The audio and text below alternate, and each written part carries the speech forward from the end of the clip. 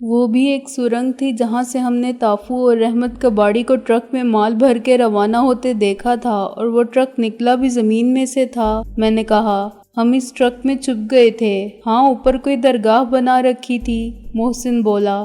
جب ٹرک آ جاتا تھا تو وہ زمین برابر کر دیتے تھے، اور ٹرک اسی زیر زمین راستے کو طے کر کے ایک گیراج کے احاطے میں نکلتا تھا اور وہاں سے سڑک پر آ جاتا تھا۔ میں نے کہا، گیراج میں ٹرک آتے جاتے رہتے ہیں، اسی لیے کسی کو شک ہونے کا سوال ہی نہیں تھا۔ وہ مزار بھی ڈھونگ تھا جہاں گامے شاہ کا کام یہ تھا کہ وہ دلاور کے مال کو آگے بھجوائے۔ دیہات کے سیدھے سادے عقیدت مندوں کے لیے یہ سوچنا بھی گناہ کبیرہ سے کم نہیں کہ مزار شریف دراصل ناجائز کاروبار کا اڈا ہے۔ اس وقت ان باتوں کو دہرانے کا مقصد کیا ہے؟ محسن نے کہا، میں ایک بہت بڑی بات کہنے کے لیے جواز تلاش کر رہا ہوں۔ میں نے کہا، یہ تو ثابت ہو چکا ہے محسن کے دلاور اور اس کے ناجائز کاروبار میں شریک افراد ایک گروہ کی صورت میں کام کرتے ہیں۔ ابھی یہ چھوڑ دے کہ وہ ناجائز کاروبار کیا ہے۔ کام کے بارے میں صرف قیاس سرائی کر سکتے ہیں اور اندازے لگا سکتے ہیں، لیکن طریقہ کار ہم دیکھ چکے ہیں۔ یہ لوگ زیر زمین راستے استعمال کرتے ہیں۔ ایک سرنگ میں ہم دونوں نے سفر کیا تھا، کیا اس سے یہ ثابت نہیں ہوتا کہ دوسری سرنگ کی بات بھی تافو کے دماغ کی اختراع نہیں تھی؟ شک مجھے اس وقت بھی نہیں تھا، محسن بولا۔ ہاں، اور تو نے ایک بات کہی تھی کہ کھنڈر کو بلا وجہ آگ نہیں لگائی گئی تھی۔ میں نے کہا، وہ عمارت پہلے بھی ویران تھی، اسے جلا کے تباہ کرنے کا مقصد یہ تھا کہ ہم بھی لوٹ کر ادھر نہ جائیں، خواہ اس کے نیچے کچھ بھی ہوتا رہے۔ کسی کو خیال تک نہ آئے کہ اس جلی ہوئی دیواروں کے ڈھانچے میں بدروحوں کے سوا کسی کا گزر بھی ممکن ہے، محسن بولا، اور کوئی شک بھی نہ کر سکے کہ یہاں کوئی ناجائز کاروبار ہو سکتا ہے۔ اگر کوئی اس خانہ ویرانی کی طرف متوجہ ہوتا تھا تو اسے اندر جانے سے پہلے ایک چوکیدار روک دیتا تھا۔ میں نے کہا، اب سمجھ میں آیا میری بات کا مطلب۔ چونکہ دلاور اپنی فیکٹری میں کوئی ناجائز کاروبار کر رہا ہے، چنانچہ اس نے افشائے راز کے خوف سے میرے والد کو بھی دور رکھا، اور وہ مجھے بھی اسی لیے دور رکھنا چاہتا ہے کہ میری طبیعت اپنے والد سے مختلف نہیں۔ میں دلاور کا ہم خیال ہوتا تو وہ مجھے بڑی خوشی سے اپنے کاروبار میں شریک کرتا۔ ساری گڑبڑ اسی وجہ سے ہے کہ جو خطرہ اسے وزیر خان سے محسوس ہوا تھا وہی مجھ سے محسوس ہوتا ہے۔ دلاور کی فیکٹری سے مال قصر جمشید پہنچتا ہے جو اس کا سٹور سمجھا جا سکتا ہے۔ وہاں سے یہ مال گامے شاہ کو ارسال کیا جا سکتا ہے جسے ہم سول ڈسٹریبیوٹر فرض کر لیتے ہیں۔ قصر جمشید سے کسی نے کبھی کوئی ٹرک نکلتے نہیں دیکھا ہوگا، وہاں تو بس ویرانی ہے۔ ٹرک آتے جاتے تو سب کو شک ہوتا کیونکہ ٹرک کسی اور جگہ سے لوڈ ہوتے ہیں، اور وہ جگہ قصر جمشید سے دور تو ہے مگر قریب بھی ہے۔ میں نے کوٹھی کے اندر دیکھا جو صبح دم ویران اور خالی نظر آتی تھی۔ سڑک پر کھڑے رہنا شکوک پیدا کر سکتا تھا۔ میں گاڑی کو اندر لے گیا اور گیٹ سے کافی اندر لے جا کر روک دیا۔ انجن کی معمولی سی آواز نے کوٹھی میں سونے والوں کو بیدار نہیں کیا تھا۔ تجھے معلوم ہے یہاں کس لیے آیا ہوں میں نے انجن بند کر کے کہا۔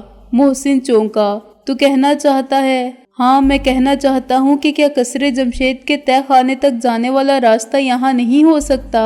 مرحوم وزیر خان کے پرانے گھر میں۔ یہ ہو سکتا ہے کہ وزیر خان کے کاروبار میں شریک ہونے کے بعد دلاور نے رفتہ رفتہ اس کے جائز کاروبار کی آڑ میں اپنا ناجائز کاروبار پھیلایا ہو۔ اس کی پشت پناہی نواب خسرو جمشید مرحوم کا بدبخت بیٹا کر رہا تھا جسے نواب صاحب نے آگ کر دیا تھا۔ وہ اپنے باپ کا ہمشکل تھا اور انگلینڈ گیا تھا تو لوٹ کر نہیں آیا تھا۔ فرض کرو یہاں آنے کے بعد اسی نے دلاور کے ساتھ مل کر ناجائز کاروبار کا آغاز کیا اور ان دونوں نے مل کر یہ جال پھیلایا۔ انہیں کسی اور نے یہ مشورہ دیا یا خود ان کے شیطانی ذہن میں یہ خیال آیا کہ کاروبار کے لیے برسوں سے پڑے ہوئے قصر جمشید کو استعمال کیا جائے۔ بعد میں اپنی حفاظت کے خیال سے اور اپنے کاروبار کو محفوظ رکھنے کے لیے انہیں سرنگ بنانے کا خیال آیا، اور اس کے لیے انہوں نے اپنے ہی ایک شریک کار سے بات کی، یعنی وزیر خان سے۔ وزیر خان کی کوٹھی ہر لحاظ سے موزوں تھی۔ اس کا لان کافی وسیع تھا اور اس کا فاصلہ بھی قصر جمشید سے زیادہ نہیں تھا۔ کسی اور کے گھر میں سرنگ کھودنا ناممکن تھا اور سرنگ کو میلوں دور لے جانا بھی اتنا ہی ناممکن تھا۔ انہوں نے وزیر خان کو سب سے پہلے یہ بتایا ہوگا کہ اس کاروبار میں کتنا زبردست فائدہ ہے، مگر وزیر خان دنیا کے مالی فائدے کی خاطر عاقبت کے خسارے کا سودا نہیں کر سکتا تھا۔ اس کے انکار سے حالات کی خرابی کا آغاز ہوا۔ چودھری دلاور اور خسرو جمشید غلط امیدوں کے آسرے پر غلط آدمی سے بات کرنے کی غلطی کر چکے تھے۔ وہ کوئی عام آدمی نہیں تھا، بزنس میں برابر کا پارٹنر تھا، اور اگر وہ مخالفت پر تن جاتا تو دلاور اور خسرو جمشید کا ٹھکانہ جیل کے سوا کہاں ہوتا؟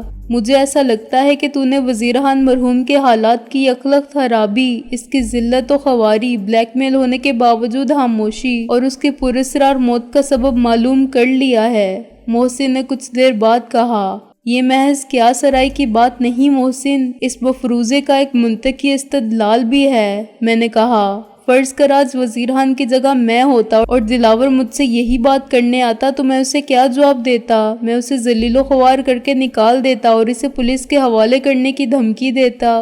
وزیر خان اس وقت تک دولت مند، بارسوخ اور معزز صنعت کار تھا جس کی گڈ ول بہت اچھی تھی۔ اس کی رپورٹ دلاور اور خسرو جمشید کا بیڑا غرق کر دیتی، ان کے سارے خواب ادھورے رہ جاتے اور کروڑوں کا منصوبہ خاک میں مل جاتا۔ اور یہ کیسے ہو سکتا تھا کہ وہ ایک پرانے وقتوں کے اصولوں پر پابند رہنے والے خپتی بوڑھے کی ایمانداری پر اپنا مستقبل خراب کر لیں؟ انہوں نے وزیر خان کو لالچ کے بعد دھمکی دی ہوگی، اور جب تمام حربے ناکام رہے ہوں گے تو انہوں نے طے کر لیا ہوگا کہ اب اس خطرے سے بچنے کا واحد طریقہ یہی ہے کہ خطرے کو ختم کر دیا جائے۔ وزیر خان کو سب کچھ معلوم ہو چکا تھا اور وہ کسی بھی وقت ان کے لیے تباہی و بربادی کا سبب بن سکتا تھا۔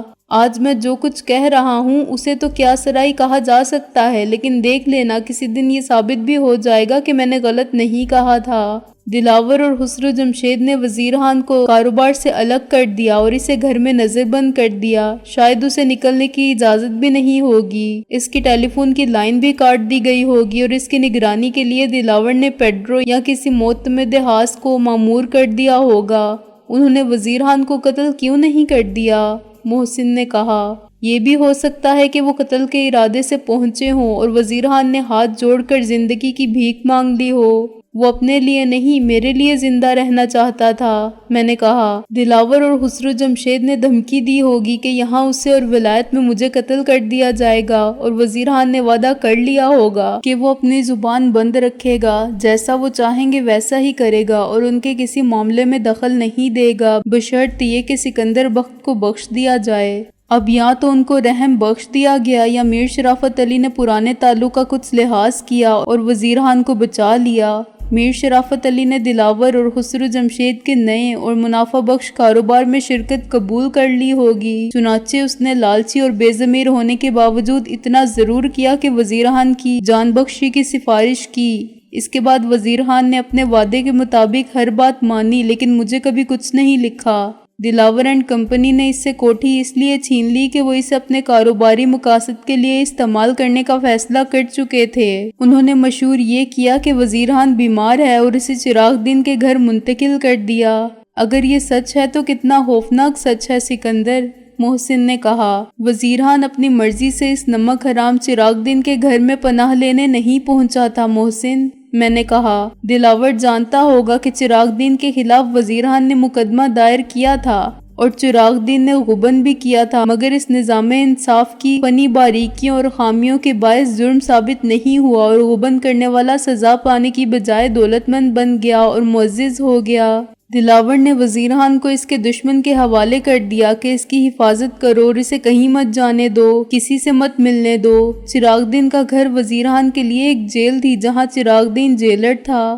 دلاور اور خسرو جمشید نے اسے بدلہ لینے کا موقع بھی فراہم کیا اور شاید اس سے کام لینے کا معاوضہ بھی ادا کیا۔ چراغ دین ایسا شخص تھا جو پیسے کی خاطر ہر کام کر سکتا تھا۔ اس نے وزیر خان کے اعتماد کو دھوکہ دیا تھا اور وزیر خان نے اسے پکڑ لیا تھا۔ اب وزیر خان اس کی پکڑ میں آیا تو اس نے اپنی تذلیل کا انتقام لیا۔ اس نے وزیر خان کو گھر کے نوکر کی طرح رکھا، اسے جھاڑو دینے اور برتن مانجنے پر لگا دیا۔ ممکن ہے اس نے اٹھتے بیٹھتے وزیر خان کو گالیاں بھی دی ہوں، اور وزیر خان نے یہ سب میری زندگی کو ان سفاک شیطانوں سے محفوظ رکھنے کی خاطر برداشت کیا۔ تو نے دیکھا مائٹ از رائٹ سوسائٹی میں کیا ہوتا ہے؟ غبن چراغ دین نے کیا اور سزا وزیر خان کو ملی۔ وہ انصاف کے لیے فریاد تک نہ کر سکا، اس نے اپنا سب کچھ گوا دیا۔ کیا میری زندگی اتنی قیمتی تھی محسن؟ نہیں، وہ تیری زندگی نہیں اپنی زندگی بچا رہے تھے۔ محسن بولا، وزیران کی جان بخشی کرنے کے بعد انہوں نے اس کو ہر طرح سے آزمایا، اس سے جہاں چاہا دستخط کرائے اور اسے پیسے کو محتاج کر دیا، اسے چراغ دین جیسے کمینے اور کینہ پرور شخص کے سپرد کر دیا اور ہر طرح سے اس کا حوصلہ آزمایا، صرف یہ دیکھنے کے لیے کہ وہ تیری زندگی بچانے کے لیے لب نہ کھولنے کے وعدے پر کس حد تک قائم رہتا ہے۔ وہ مرتے دم تک اس عہد پر قائم رہا۔ اس کے باوجود وزیر خان کو جیتے جی قتل کر دینے والے مطمئن نہیں ہوئے تھے۔ میں نے کہا، انہوں نے انگلستان میں مجھ پر نظر رکھی، میری ڈاک سینسر کی اور یہاں وزیر خان کے پرانے نمک خواروں کو مطمئن رکھنے کی پوری کوشش کی، یہاں تک کہ جب وہ مرا تو اس کا جنازہ چراغ دین کی کوٹھی سے اٹھا اور اس کے دوست احباب سب پرانے ساتھی بھی دھوکہ کھا گئے۔ وہ سمجھے کہ یہ کوٹھی بھی وزیر خان کی ہوگی۔ انہیں کیسے معلوم ہو سکتا تھا کہ وزیر خان تو وہاں قید بامشقت کاٹ رہا تھا، لیکن اس کے دشمنوں کی کوشش کے باوجود کسی نہ کسی طرح یہ راز فاش ہو گیا اور وزیر خان کی موت کے بعد کسی کے ضمیر نے اسے اتنی ملامت کی کہ اس نے فو مانچو کے ذریعے مجھے اصل صورتحال سے آگاہ کر دیا۔ کیا یہ شخص خود فو مانچو نہیں ہو سکتا؟ محسن نے کہا، ہاں، وہ بھی وزیر خان کا پرانا ساتھی تھا۔ میں نے کہا، ممکن ہے پہلے لالچ یا خوف کے باعث وہ خاموش رہا ہو، لیکن آدمی عمر کے آخری حصے میں پہنچتا ہے تو اسے دنیا سے زیادہ عاقبت کی فکر لاحق ہو جاتی ہے۔ شاید وزیر خان کی موت کے بعد فو مانچو کا حوصلہ جواب دے گیا اور اس نے جان پر کھیل کر مجھے حقائق سے آگاہ کر دیا۔ اس کی سزا فو مانچو کو وہی ملی جو متوقع تھی اور اس کا نتیجہ یہ نکلا کہ مجھے برطانیہ سے نکلوا کر یہاں لے آیا گیا۔ میرا بھی دل گواہی دیتا ہے کہ ایسا ہی ہوا ہوگا۔ محسن نے کہا، سچ کو گواہی کی یا دلیل کی ضرورت نہیں ہوتی۔ میں نے کہا، سچ کسی ثبوت کے بغیر اپنا وجود تسلیم کروا لیتا ہے۔ کبھی موقع ملا تو چراغ دین کی زبان اس سچ کا اعتراف کرے گی۔ ابھی تو وہ جیل میں اپنی سزا کاٹ رہا ہے، مگر یہ اس غبن کی سزا ہے جو اسے بہت پہلے ملنی چاہیے تھی اور نہیں ملی تھی۔ جو کچھ اس نے بعد میں کیا، اس کی سزا وہ جیل سے رہائی کے بعد پائے گا۔ ایک نہ ایک دن دلاور کی زبان یہ سچ بولے گی اور اگر مجھے خسرو جمشید ملا تو اس کی زبان بھی اس سچ کی تصدیق کرے گی اور تو دیکھے گا کہ ان تینوں کا سچ ایک ہے۔ سچ ہمیشہ ایک ہی ہوتا ہے، جس کا احساس مجھے اس وقت ہو رہا ہے، اس کا یقین مجھے بھی ہے۔ محسن نے کہا، لیکن اب ہمیں یہاں سے نکل جانا چاہیے، اندر سے کوئی نکل آیا تو کیا کہیں گے؟ وہی جو سچ ہے۔ میں نے کہا، میں کہہ دوں گا کہ یہ میرا گھر تھا کیونکہ یہ میرے باپ کا گھر تھا، اس سے تجھے یہاں داخل ہونے کا قانونی حق حاصل نہیں ہوتا۔ محسن بولا، انکل وزیر خان تو یہاں آنے سے پہلے کئی گھر بدل چکے تھے، کیا تو سب میں گھس سکتا ہے؟ دیکھ محسن، اب میں نے ایک نظریہ قائم کیا ہے تو اس کی تصدیق بھی چاہتا ہوں۔ میں نے کہا، مجھے یہ تو دیکھنا ہی ہے کہ کیا واقعی یہاں کے کسی مین ہول سے شروع ہونے والی سرنگ قصر جمشید کے تہہ خانے تک جاتی ہے؟ کوئی عقل کی بات کر سکندر۔ محسن نے کہا، اس کی اجازت ہمیں کون دے گا؟ ظاہر ہے اجازت تو کوئی بھی نہیں دے گا۔ میں نے کہا، لیکن میں بھی اس وقت کھدائی شروع نہیں کرنا چاہتا۔ پہلے تو میں یہ دیکھنا چاہتا ہوں کہ اب یہاں کون رہتا ہے اور اس نے یہ کوٹھی کس سے خریدی تھی۔ یہاں جو بھی ہوگا انہی کا ساتھی ہوگا، وہ ہمارا دوست نہیں ہو سکتا۔ محسن بولا، پھر بھی مل لینے میں کیا حرج ہے؟ میں نے کہا، جو بھی ہوگا بات تو سنے گا ہماری۔ کیا کہے گا تو؟ یہ کہ میں سکندر بخت ہوں، بچپن میں یہاں رہتا تھا اور کوٹھی میرے باپ وزیر خان کی تھی، چنانچہ میں پرانی یادیں یاد کرنے آیا ہوں۔ محسن نے خفگی سے کہا، وہ فوراً دلاور کو مطلع کر دے گا کہ سکندر یہاں آیا تھا، یا پولیس کو طلب کرے گا کہ اپنے مفرور اشتہاری مجرم کو لے جاؤ۔ اگر اندر سے دلاور یا اس کا دستے راست استاد پیڈرو نکل آئے تو مجھے تعجب نہیں ہوگا۔ ہم دشمن کے علاقے میں کھڑے ہیں سکندر، اور یہ کیسے بے وقوفی کی بات ہے کہ ہم نے رات کو دشمن سے جان بچانے کے لیے کتنی سخت جدوجہد کی اور صبح ہوتے ہی خود ان کی خدمت میں حاضر ہو گئے کہ سرے تسلیم خم ہے۔ ہم اتنے بے دست و پا بھی نہیں ہیں۔ میں نے کہا، لیکن میری مزاحمت کمزور پڑ گئی تھی اور محسن کی عقل کے دلائل میرے جذبات پر غالب آتے جا رہے تھے۔ تو پھر دیر کیسی؟ محسن نے برہمی سے کہا، چل اندر، ریوالور لے کر چلتے ہیں، جو سامنے آئے گا اسے گولی مار دیں گے۔ یہ خون ریزی کرنی تھی تو وہیں شوق پورا کر لینا تھا جہاں 4 آدمی تھے، وہاں سے تو سامان اٹھا کر بھاگ گئے، یہاں بلا وجہ مرنے مارنے کی ضد ہے۔ کیا ہوا کیا ہوا؟ ٹیڈی نے اچانک کہا۔ کیوں لڑ رہے ہو آپس میں؟ تم پھر سو گئے تھے میاں ہوجی؟ میں نے کہا۔ چلو اچھا ہے کہ تم نے کچھ نہیں سنا۔ یہ کس کی کوٹھی ہے؟ وہ ادھر ادھر دیکھ کر بولا۔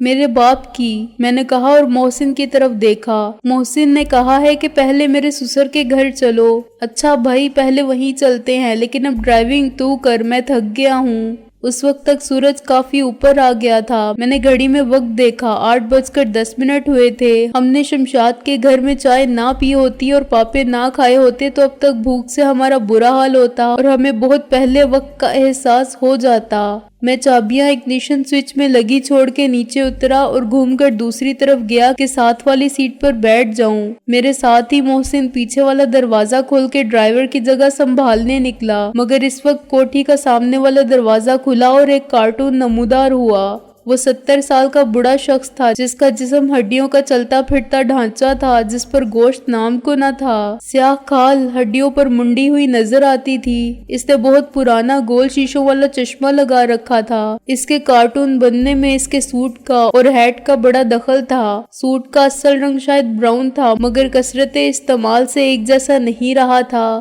یہ رنگ کہیں گہرا تھا کہیں ہلکا۔ تراش خراش کے اعتبار سے بھی سوٹ کم سے کم 10 سال پرانا تھا۔ اس کی پتلون کے ٹانکے نکل آئے تھے، کوٹ کی آستینوں کے اور کالر کے دھاگے نکل رہے تھے۔ قمیص کی حالت بھی ابتر تھی اور گلے میں بندھی ہوئی ٹائی بالکل لٹکنے والے آزار بند کی طرح نظر آ رہی تھی۔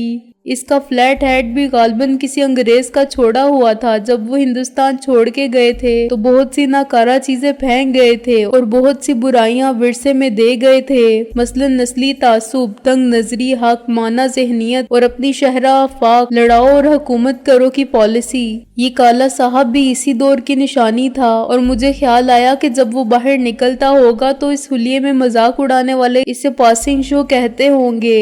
ایک بڑے پرانے مقبول سگریٹ پر بنی ہوئی تصویر کچھ ایسی ہی تھی کہ وہ سگریٹ کا برانڈ تو ختم ہو گیا مگر اس پر بنے ہوئے صاحب بہادر کی تصویر کا نام رہ گیا۔ ایسے نمونے ہر جگہ پاسنگ شو کہلاتے تھے اور کہیں نہ کہیں نظر آ ہی جاتے تھے۔ وہ بالکل سیدھا چلتا تھا مگر اس کے ہاتھ میں ایک چھڑی تھی، شان، تمکنت اور حاکمیت کی نشانی۔ اس نے چھڑی سے کار کو بجایا۔ کون ہے تم؟ کیا کرتا ادھر؟ اس نے متانت سے کہا۔ تم کو معلوم نہیں کہ تم ٹریس پاس کرتا؟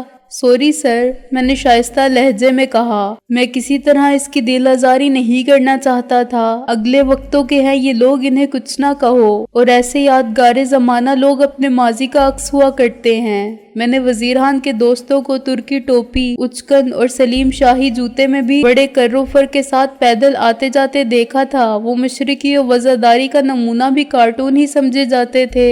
سوری کا کیا مطلب ہے؟ اس نے پھر گاڑی کو بجایا۔ ابھی ایک دم نکل جاؤ ورنہ ہم تم کو بہت سخت سزا دے گا، ہم تم پر کیس کر دے گا۔ تم ہم کو نہیں جانتا، ہم انگریز کا ٹائم میں بھی مجسٹریٹ تھا، ایڈیشنل سیشن جج ریٹائر ہوا۔ آپ اس کوٹھی کے مالک ہیں سر؟ میں نے پرتعظیم لہجے میں انگریزی میں سوال کیا۔ یس، اور ہم کیا سمجھتا تم کو ینگ مین؟ وہ بولا۔ ہمارا پراپرٹی سے گیٹ آؤٹ۔ دراصل ہم آپ سے ہی ملنے آئے تھے سر۔ میں نے مسرت سے اس کی طرف دیکھا اور پر امید لہجے میں بولا۔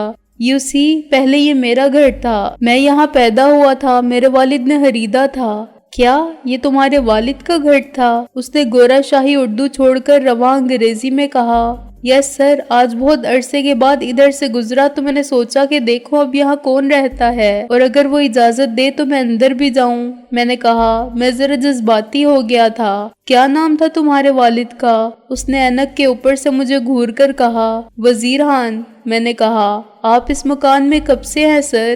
3 سال ہو گئے مجھے۔ وہ ایک دم افسردہ ہو گیا۔ میں نے یہ مکان اپنی بیوی کی پسند پر خریدا تھا، اسے بہت اچھا لگا تھا، یہ اولڈ سٹائل بنگلو، مگر وہ مر گئی۔ اب میں اکیلا نہیں رہ سکتا، اس لیے میں اسے بیچ رہا ہوں، بلکہ بیچ چکا ہوں۔ اور تم ٹھیک کہتے ہو، مکان کسی وزیران کا ہی تھا، لیکن میں نے اس کے اٹارنی سے خریدا تھا۔ اندر آؤ، میں اتنا بد اخلاق نہیں ہوں، میں غلط سمجھا تھا۔ غلطی ہماری تھی کہ ہم نے اجازت نہیں لی تھی اندر آنے کی اور اپنا تعارف بھی نہیں کروایا۔ میں نے کہا۔ میرا نام کبیر خان ہے اور یہ میرا چھوٹا بھائی ہے امیر خان، یہ ہمارا دوست ہے خواجہ، ہم اسے خوجی کہتے ہیں۔ Well, how do you do? اس نے باری باری سب سے مصافحہ کیا۔ ایک دم وہ برطانوی ادب و آداب اور شائستگی کا مرکب بن گیا تھا۔ میں کیسی پال ہوں، کرم چند پال، پلیز اندر آؤ۔ میں ایک اکیلا بوڑھا آدمی ہوں، تنہا ریٹائرڈ لائف گزارنے والا، جس کے سب دوست مر چکے ہیں یا جا چکے ہیں۔ میں اور محسن اس کے پیچھے پیچھے چلتے ہوئے یوں اس گھر میں داخل ہوئے جیسے ہم نیند میں چل رہے ہوں۔ چند منٹ پہلے کے خواب کی تعبیر مل رہی تھی۔ میں اپنے گزرے ہوئے وقت سے ملنے جا رہا تھا، اسی گھر میں جہاں کوئی میرا دشمن نہیں تھا۔ اگر وہ بوڑھا چند منٹ بعد آتا یا میں نے بحث کیے بغیر محسن کی بات مان لی ہوتی تو ہماری ملاقات نہ ہوتی اور میں اپنے ماضی کے بند دروازے پر دستک دیے بغیر لوٹ جاتا تو شاید کبھی پلٹ کر نہ آتا۔ آخر یہ سب کیا تھا؟ وہ کون سی غیر مرئی قوت تھی جس نے مجھے پھر میرے گھر میں پہنچا دیا؟ گزشتہ رات ٹیڈی کے گھر میں زمین پر بیٹھ کے سگریٹ یا چائے پیتے ہوئے میرے ذہن میں اس کا خیال تک نہ تھا، مگر پھر تقدیر کے ہاتھوں نے ایک چال چلی۔ ہم اس گھر سے نکلے، شمشاد کے گھر پہنچے اور اس کی گاڑی میں یہاں آ گئے۔ آخر یہ سب انتظام کس نے کیا؟ کیا یہ ممکن تھا کہ کل رات میں یہاں آنے کے لیے کوئی منصوبہ بناتا؟ کامیابی کا کیا سوال؟ میں اس کے امکانات پر بھی غور نہ کرتا، خود میں اسے ناممکن سمجھتا جو صبح تک ممکن ہو گیا تھا۔ کم ان، رک کیوں گئے؟ پال نے شفقت سے کہا۔ مجھے معلوم ہے تم جذباتی ہو رہے ہو۔ یو آر رائٹ سر، میں نے کہا۔ مجھے وہ وقت نظر آ رہا ہے جو ابھی تک اس گھر کی دیواروں میں موجود ہے۔ یہ احساس کی بات ہے، باقی دنیا کے لیے وقت بہت آگے نکل گیا ہے۔ ہاں، کبھی کبھی وقت رک بھی جاتا ہے، وہ بولا۔ مجھے ایسا محسوس ہوتا ہے کہ مریم میرے ساتھ ہے اور بالکل اسی طرح جیسے 3 سال پہلے تھی۔ ظاہر ہے یہ سب کچھ احساس میں زندہ رہتا ہے۔ خیر اندر آؤ۔ میں اور محسن ایک ساتھ ہی اس کمرے میں داخل ہوئے جو کبھی ہمارا ڈرائنگ روم تھا اور دم بخود کھڑے رہے۔ گھر کی پرانی دیواریں اپنے پرانے احساس شناسائی کے ساتھ موجود تھیں، مگر ان کا رنگ بدل گیا تھا۔ کمرے کا فرنیچر بھی مختلف تھا اور اس کی ترتیب و آرائش کا انداز بھی جدا تھا۔ کھڑکیوں اور دروازوں کے پردے بھی دوسرے تھے، چنانچہ ماحول اجنبی تھا اور ایک کمرے سے دوسرے کمرے میں جاتے ہوئے مجھے گزر جانے والے وقت کی ایک ایک بات یاد آئی۔ چشم تصور سے میں نے گھر کا پرانا نقشہ دیکھا، کون سی چیز کہاں تھی اور کیسی تھی۔ میرے اپنے کمرے میں بیڈ کہاں تھا، کس جگہ پڑھنے کی میز تھی، کپڑوں کی الماری کس طرف تھی۔ اپنے والد کے کمرے میں پہنچ کر پھٹتے جذبات سے میری آنکھیں نم ہو گئیں۔ میں نے آنکھیں بند کر کے انہیں ہر انداز میں دیکھا، نماز پڑھتے ہوئے، اخبار کا مطالعہ کرتے ہوئے، لان میں ٹہلتے ہوئے، کھانے کی میز پر۔ یہ تمہارے والد کا کمرہ تھا؟ بوڑھے نے اپنا ہاتھ مضبوطی سے میرے کندھے پر رکھا۔ میں نے اقرار میں سر ہلایا۔ محسن نے میرا ہاتھ تھام لیا۔ ہم یہاں رونے نہیں آئے تھے، وہ بولا۔ میں نے آنکھوں کو رومال سے صاف کیا اور باہر نکل آیا۔ آئی ایم سوری، میں نے گلوگر لہجے میں کہا۔ گھر میں سامان کی کمی نہیں تھی اور سامان زیادہ پرانا بھی نہیں تھا، لیکن اس کے باوجود گھر میں خانہ ویرانی کا راج تھا۔ ہر چیز لاوارث لگتی تھی، توجہ کی طالب تھی اور اپنی قسم پرسی پر نوحہ خواہ تھی۔ مجھے فرش پر ہی نہیں فرنیچر پر بھی گرد کی تہ نظر آئی۔ میز کی شفاف سطح پر گرد تھی، چوکھٹ اور دہلیز پر گرد تھی، چھت سے آویزہ فانوس پر، پنکھوں پر گرد تھی اور ان کتابوں پر گرد تھی جو ہر جگہ ڈھیر تھی۔ زندگی کی دلچسپیوں سے، مصروفیات اور ہنگامہ آرائیوں سے الگ ہو کے اپنے کمرے میں بند ہو جانے والے اس ریٹائرڈ جج کی دنیا اب یہی رہ گئی تھی۔ مجھے بہت عجیب لگا کہ 3 بیڈ روم کی اس کوٹھی میں وہ اکیلا کیسے رہتا تھا۔ آپ کے ساتھ اب کوئی نہیں ہے یہاں؟ میں نے واپس ڈرائنگ روم میں آنے کے بعد کہا۔ میرے ساتھ؟ وہ سوچ کے بولا۔ گزشتہ عمر کی یادیں ہیں۔ نصف صدی میں یادوں کا اتنا ذخیرہ جمع ہو جاتا ہے کہ آدمی اکیلا رہنا چاہے تب بھی نہیں رہ سکتا۔ میرا مطلب تھا آپ کے بچے تھے، 1 2 نہیں 6۔ وہ دیوار پر نظر جما کے بولا۔ 3 اللہ کو پیارے ہو گئے، 3 دنیا کو۔ 2 لڑکیاں ہمارے ساتھ آئی تھی، ان کی شادیاں ہو گئی۔ وہ ہر اتوار کو اپنے شوہروں کے ساتھ آتی ہیں۔ بڑی لڑکی کا ایک بچہ ہے، بہت شریر بچہ ہے۔ چھوٹی لڑکی کھانا بہت اچھا پکاتی ہے۔ وہ لنچ تک ٹھہرتے ہیں اور ہفتے میں چند گھنٹوں کے لیے میں زندہ ہو جاتا ہوں۔ ہفتے کے باقی دن میں کتابیں پڑھتے اور اتوار کا انتظار کرتے گزار دیتا ہوں جب چرچ سے واپسی پر وہ لوگ پھر آئیں گے۔ اور آپ کا لڑکا؟ میں نے ڈرتے ڈرتے پوچھا۔ اس اداس اور تنہا زندگی گزارنے والے نیک دل بوڑھے کی باتوں نے ہمیں بھی افسردہ کر دیا تھا۔ محسن اور ٹیڈی بالکل چپ بیٹھے تھے اور شاید میری طرح ان کو بھی اس گھر کی فضا کا اثر تھا۔ مجھے یہ تو نہیں کہنا چاہیے کہ وہ مر گیا، وہ بولا، لیکن چرچ میں اپنی زبان میں یہی کہتے ہیں۔ میں اس کو نیک آدمی بنانا چاہتا تھا کیونکہ وہ تھا بھی بہت نیک۔ میں نے اسے مشن چرچ کے سپرد کر دیا جہاں وہ 3 سال رہا، لیکن نہ جانے کیوں وہ صراط مستقیم سے بھٹک گیا۔ فادر نے کہا کہ اسے شیطان نے بہکا دیا، لیکن میرا خیال ہے کہ شیطان کو الزام دینا زیادتی ہے۔ اسے اتنی فرصت کہاں کہ ہر شخص کو بھٹکاتا پھرے۔ یہ شیطان تو آدمی کے اندر ہوتا ہے، اگر آدمی کمزور ہو تو وہ غالب آ جاتا ہے، اور پھر آج کل نیک بننا بہت مشکل ہے۔ کیا تم کو یہ کھپتی اور کنوتی بوڑھے کا نقطۂ نظر لگتا ہے؟ جی نہیں، میں آپ سے 100% متفق ہوں، میں نے کہا۔ حالات ایسے ہیں کہ نیکی کے راستے پر چلنا ہر آدمی کے بس کی بات نہیں۔ یہ اتنی بڑی آزمائش بن گیا ہے کہ شاید صوفیاء اور اولیاء ہی اس سے گزر سکتے ہیں۔ خدا تم پر اپنا کرم کرے، تم سمجھدار آدمی ہو، وہ خوش ہو کے بولا۔ غلطی میری تھی کہ میں نے اسے اتنی بڑی آزمائش میں ڈالا۔ وہ خطا کار انسان ہی تو تھا، کوئی سینٹ نہیں تھا۔ اسے دنیا نے کھینچ لیا اور وہ انہی خواہشات کی ترغیب کا شکار ہو گیا جس سے کوئی محفوظ نہیں۔ اس نے کہا میں بہت پیسہ کمانا چاہتا ہوں تاکہ مجھے عزت اور طاقت حاصل ہو۔ میں نے کہا بے وقوف، کیا عزت اور طاقت کا سرچشمہ دولت ہے؟ خداوند یسوع مسیح کی قربانی کو دیکھ۔ یہ بتا ارسطو کے پاس کتنی دولت تھی، مگر وہ ہنسنے لگا کہ یہ 20ویں صدی ہے پاپا، اور اس میں سچائی کی اور علم کی طاقت سے کچھ نہیں ملتا، عزت تک نہیں ملتی۔ وہ ٹھیک کہتا تھا، میں نے وقت کا خیال کیے بغیر مثال دی تھی۔ خیر وہ باہر چلا گیا اور اب بہت سی دولت اکٹھی کرنے میں مصروف ہے۔ وہ ہر مہینے مجھے باقاعدگی سے ایک کاغذ کا پرزہ بھیجتا رہتا ہے جو میں اس کے بینک اکاؤنٹ میں جمع کروا دیتا ہوں۔ میرے گزارے کے لیے میری پینشن ہی کافی ہے۔ پینشن تو پرانی شرح پر بہت کم ہوگی، میں نے کہا۔ آپ کو کیسے کافی ہوتی ہے؟ یہ تو ضروریات پر منحصر ہے کہ وہ زیادہ ہیں یا کم۔ پیسہ کبھی خواہشات کا ساتھ نہیں دے سکتا، وہ بولا۔ پھر بھی مہنگائی تو بڑھتی جا رہی ہے، میں نے کہا۔ صرف مہنگائی؟ بہت کچھ بڑھتا جا رہا ہے مائسن، وہ تعصب سے سر ہلا کے بولا۔ زمین پر فتنہ و فساد، انسان کی فطرت میں لالچ اور کمینگی، مذہب اور اخلاق سے دوری۔ خیر چھوڑو ان باتوں کو۔ میری عمر کا ہر آدمی اسی طرح سوچنے لگتا ہے اور دنیا کہتی ہے سٹھیا گیا ہے۔ تم بتاؤ کیا تم نے شادی کر لی ہے؟ نو سر، ابھی دنیا کے جھمیلوں سے فرصت نہیں ملی، میں نے ہنس کر کہا۔ تم غلطی کر رہے ہو نوجوان، دنیا کے جھمیلوں میں جتنا الجھو گے الجھتے جاؤ گے، تم فرصت کو تلاش کرتے رہ جاؤ گے۔ فرصت اگر دنیا کے جھمیلوں کے لیے ہے تو شادی کے لیے کیوں نہیں ہے؟ مگر ایسا لگتا ہے کہ تم شادی کو زیادہ اہمیت نہیں دیتے۔ تمہارا یہ بھائی بھی ایسا ہی سوچتا ہے، وہ بولا۔ ہم دونوں ایک جیسے بے وقوف ہیں، دونوں ہی غلط وقت پر غلط کام کرتے ہیں، چنانچہ نقصان اٹھاتے ہیں، لیکن پھر وہی کرتے ہیں جو ہمیں نہیں کرنا چاہیے، اور وہ کرتے ہیں جو نہیں کرنا چاہتے۔ میں نے بات کو گول مول کر دیا۔ شادی کی اہمیت ہم دونوں کے لیے دنیا کے سارے جھمیلوں سے زیادہ ہے، لیکن کبھی ایسا بھی تو ہوتا ہے کہ آدمی کمبل کو چھوڑنا چاہتا ہے، مگر کمبل آدمی کو نہیں چھوڑتا۔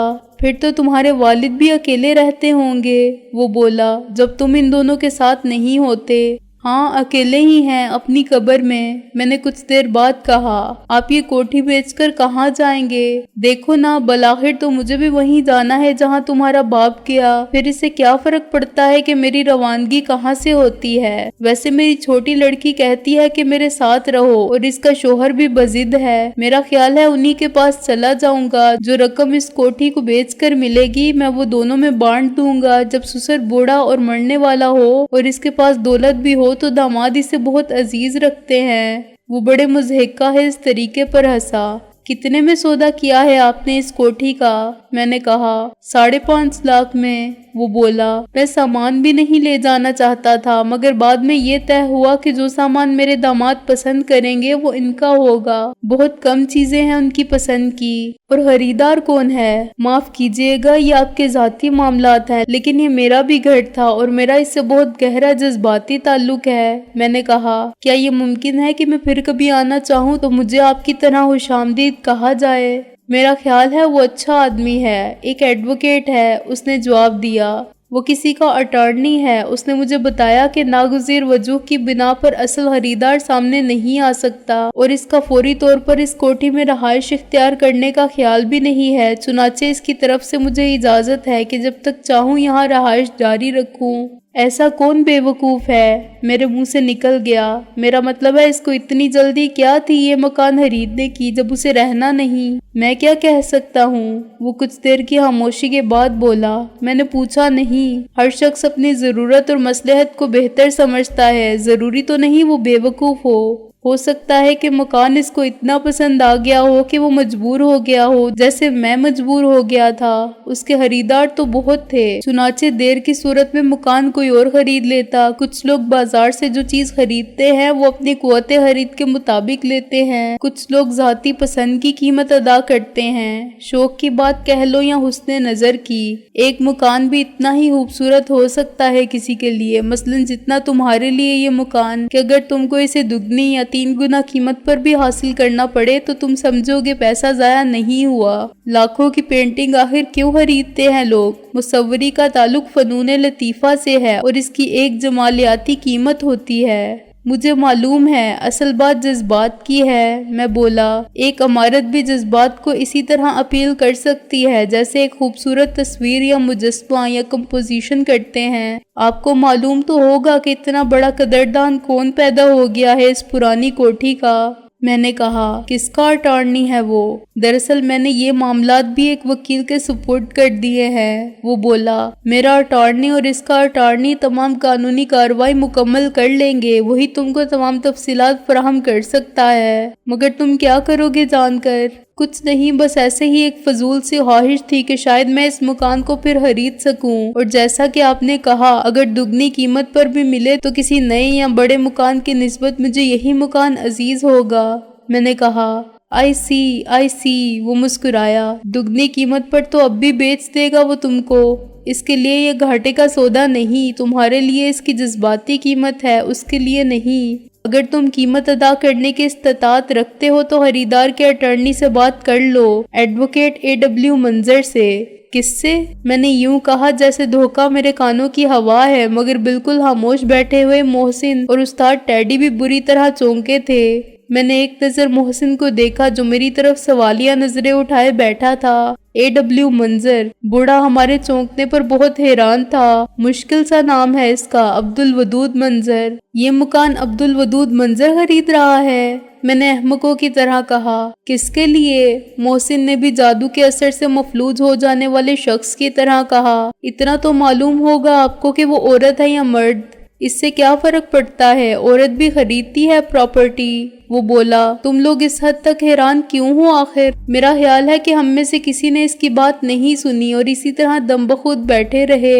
ہم سب کے لیے یہ انتہائی غیر متوقع خبر تھی جس کے رد عمل نے ہمیں رابعہ کے علاوہ کسی اور کے متعلق سوچنے کے قابل ہی نہیں چھوڑا تھا۔ اس میں شک کی کوئی بات ہی نہیں تھی کہ وہ منظر کے ذریعے اس کوٹھی کو خرید رہی تھی۔ منظر نے بھی مجھے بتا دیا تھا کہ وہ اپنے اس کوٹھی کو بیچنا چاہتی ہے جو اس نے نقلی نواب خسرو جمشید سے خریدی تھی۔ اسی کی قیمت سے رابعہ نے یہ گھر خریدنے کا فیصلہ کیا ہوگا، اور اس فیصلے کے پس منظر میں کیا جذباتی عوامل کار فرما تھے یہ میں بھی اتنی ہی اچھی طرح سمجھتا تھا جتنی اچھی طرح محسن۔ وہ اس مکان کو میرے لیے خرید رہی تھی۔ پاگل، بے وقوف، جذباتی عورت، اپنا گھر میری خاطر تباہ کر لیا اور مجھے میرا گھر لوٹانا چاہتی ہے۔ ایک قرض تو رابعہ کے اسی گھر کا تھا جو میری وجہ سے اور صرف میری وجہ سے جل کے راکھ ہوا اور ملبے کا ڈھیر بن گیا۔ اسے بھی تو وہ گھر عزیز ہوگا جہاں اس کا بچپن گزرا تھا، جہاں بچپن سے جوانی تک اس کی تمام زندگی گزری تھی، جہاں سے پہلے باپ کا اور پھر اس کی ماں کا جنازہ بھی اٹھا تھا۔ کیا اس کو اپنی عمر گزشتہ کی وہ کتاب عزیز نہ تھی جس کے ہر ورق پر یاد کا کوئی نقش تھا؟ اسے کوئی آرزو نہ تھی کہ اپنے نشیمن کی خاک پر نیا آشیاں بنائے؟ یکلخت وہ اپنی محبت کی تمام خوبصورتی کے ساتھ میرے تصور میں جلوہ گر ہوئی۔ یہ تم کیا سوچ رہے ہو سکندر؟ جب میں نے خود کو تمہارے سپرد کر دیا تو میرا کیا رہا؟ میری جذباتی وابستگی تو اب اس گھر سے ہوگی جو میرا اور تمہارا گھر ہوگا، اور جہاں خوشیوں کے سارے خزانے ہمارے ہوں گے۔ میں نے جب زندگی کے راستوں پر تمہاری رفاقت قبول کی تھی تو اپنے ماضی کے سارے رشتے توڑ لیے تھے۔ میرا سرمایہ حیات، میرا مستقبل ہے جو تمہارے ساتھ وابستہ ہے۔ اس وقت میں یہی کر سکتی تھی کہ تم کو ایک چھوٹی سی خوشی کا نذرانہ دے دوں۔ میرے اختیار میں ابھی یہی تھا، جب وقت ہمارے ساتھ ہوگا تو میں اپنی ہر خوشی تمہاری نظر کر دوں گی، اور وہ وقت ضرور آئے گا۔ اعتماد کی یہ دولت تم نے مجھے بخشی ہے، محبت کے اس انمول خزانے کے بدلے جو تم نے بن مانگے میری جھولی میں ڈال دیا۔ میرا یہ حقیر نذرانہ کیا ہے؟ پھر تم خفا کیوں ہو؟ کیا مجھے تمہارے لیے اتنا کرنے کا بھی اختیار نہیں؟ پھر وہ یکلخت غائب ہو گئی اور میں نے خود کو محسن کے روبرو پایا، جس کی نظر میں میرے لیے ملامت تھی، میرے اس سلوک پر جو میں نے رابعہ کے ساتھ روا رکھا تھا۔ میں نے اس کے دل کو اپنے طنز کے تیروں سے چھلنی کر دیا تھا۔ میں نے اس سے کہا تھا کہ آج وہ اپنے نفع نقصان کے متعلق سوچنے لگی ہے۔ میں نے اس سے کہا تھا کہ آج اسے اپنے گھر کے تباہ ہونے کا دکھ ہے، اور میں نے اس سے کہا تھا کہ آج اس کے رویے میں میرے لیے بے رخی اور بے اتفاقی ہے، اور یہ سب میں نے ایسے وقت میں کہا تھا جب وہ میرے لیے خوشیوں کا ایک بہت بڑا سودا کر رہی تھی۔ چنانچہ وہ روتی رہی تھی، لیکن اس نے پھر بھی محسن کو یہ نہیں بتایا تھا کہ وہ کیا کر رہی ہے۔ آہستہ آہستہ بہت سی باتیں میری سمجھ میں آنے لگیں۔ منظر نے مجھ سے کہا تھا کہ رابعہ فی الحال میرے پاس رہے گی کیونکہ اسے کچھ ضروری کام نپٹانے ہیں۔ اس نے رابعہ کی لیگل فرم کا انتظام سنبھالنے کا ذکر کیا تھا اور یہ کہا تھا کہ رابعہ کو وہ کوٹھی بیچنی ہے جو خالی پڑی ہے۔ اس نے یہ بھی دلیل دی تھی کہ رابعہ کو سکون اور آرام کی ضرورت ہے کیونکہ وہ عورت ذات ہے اور ہماری پرخطر مہم جو اور ہنگامہ ہے زندگی میں وہ ہر قدم پر ہمارے ساتھ نہیں چل سکتی۔ اس کا نروس بریک ڈاؤن ہونے والا ہے اور مجھے چاہیے کہ میں خود غرضی سے کام نہ لوں، اسے کچھ دن کے لیے بخش دوں۔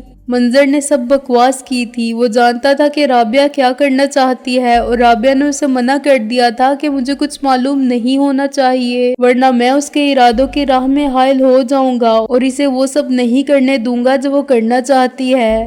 آرام کا محض بہانہ تھا۔ اگر میں ساتھ رہتا تو یہ سودا کیسے کرتی؟ یہی وہ ضروری کام تھے جو اسے مجھ سے چھپ کر کرنے تھے۔ تم سب کو کیا ہو گیا ہے؟ میں نے تو ایسی کوئی بات نہیں کی تھی۔ بوڑھے کی آواز مجھے پھر حقائق کی دنیا میں کھینچ لائی۔ تم نے ہی اس خواہش کا اظہار کیا تھا کہ تم دگنی قیمت بھی دے سکتے ہو اس مکان کی۔ یس سر، میں نے یہ کہا تھا۔ میں نے ایک گہری سانس لے کر کہا، لیکن حقیقت یہ ہے کہ میں اس کی آدھی قیمت بھی نہیں ادا کر سکتا۔ یہ محض ایک خواہش تھی اور خواہشات کا کیا ہے، وہ بے لگام اور موز اور گھوڑوں کی طرح ہوتی ہیں۔ کیا آپ نے اس مکان کا اشتہار دیا تھا؟ نہیں، اشتہار دیا تو نہیں تھا، وہ بولا، لیکن دینے کا ارادہ تھا۔ کچھ بروکر تھے جو کبھی کبھی کوئی پارٹی لے آتے تھے جب وہ وکیل، کیا نام ہے اس کا، عبدالودود منظر۔ میں نے کہا، یہ بالکل غیر ارادی حرکت تھی کہ میری زبان پر منظر کا نام آ گیا تھا۔ یس، کیا تم جانتے ہو اسے؟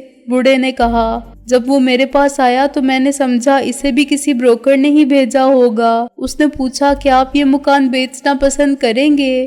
میں نے کہا، کوئی خریدار ملے گا تو ضرور بیچوں گا۔ ابھی تک تو جو آئے ہیں وہ دیکھ کر گئے ہیں لیکن لوٹ کر نہیں آئے، چونکہ پرانی طرز کی کوٹھی ہے۔ جن کے پاس پیسہ ہو وہ گلبرگ کی طرف جانا پسند کرتے ہیں۔ اس وکیل نے کہا کہ میں اپنے موکل کی طرف سے مکان خریدنا چاہتا ہوں تو مجھے کیا قیمت ادا کرنی ہوگی؟ میں نے اسے قیمت بتائی تو اس نے اوکے کر دی۔ اس سے پہلے جو لوگ آئے تھے انہوں نے بارگن کرنے کی کوشش کی تھی اور بروکرز نے مجھ سے کہا تھا کہ میں بارگن کا مارجن رکھوں، کیونکہ خریدار منہ مانگی قیمت دینی پسند نہیں کرتے، وہ کم ضرور کرواتے ہیں۔ میں نے اس وکیل کو زیادہ قیمت بتائی تھی، تقریباً 50,000 روپے کم کر سکتا تھا، لیکن اس نے بالکل اصرار نہیں کیا تو میں کیوں بولتا؟ ظاہر ہے وہ اپنی خوشی سے دے رہا تھا، کسی دباؤ کے تحت زیادہ قیمت نہیں دے رہا تھا۔